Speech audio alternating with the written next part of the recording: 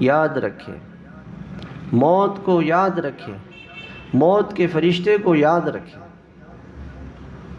کسی وقت بھی موت آ سکتی۔ ایک واقعہ میرے ساتھ پیش آیا، وہ میرے دل پہ نقش ہو گیا بالکل۔ منظور صاحب تھے مرحوم، ان کے ایک عزیز کا بالکل نوجوان ان کا انتقال ہو گیا، تو وہ بڑے پریشان تھے، میرے سے کہنے لگے کہ وہ اس عزیز کا انتقال ہوا ہے، آپ تھوڑا ان کے گھر چلیں، کوئی تسلی دیں، اور جمعرات کو مغرب کے بعد بیان ہے۔ میں نے کہا ہم جمعرات کو تو شب جمعہ جاتے ہیں۔ ان کا نہیں، آپ کی مہربانی ہوگی اور ہم بس آپ کو لے جائیں گے وہاں بیان کرتی، فوراً آپ عشاء سے پہلے آپ کو مدنی مسجد پہنچا دیں گے، تو آپ وہاں نماز دیر سے ہوتی ہے۔ میں نے کہا چلو محلے والے ہیں، میں چلا گیا۔ منظور صاحب میرے پاؤں کے پاس بیٹھے ہوئے تھے،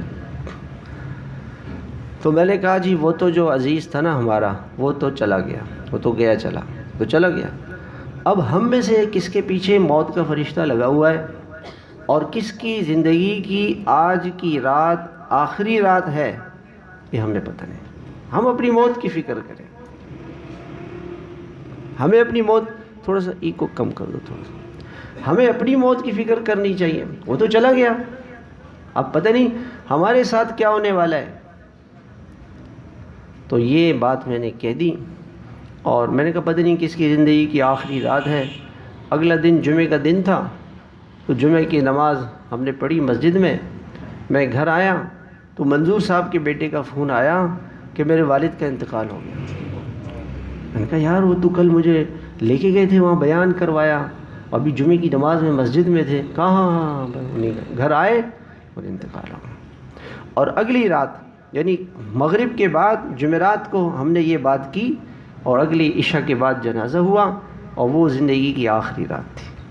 کتنا تھوڑا سا وقت، ہم کتنی غفلت میں، اور شیطان ہمیں تسلی دیتا ہے، اور وہ کہتا ہے ابھی تو بڑی لمبی زندگی پڑی ہے، پتہ نہیں کب موت آئے گی۔ کسی اور کے لیے کہہ رہے ہیں،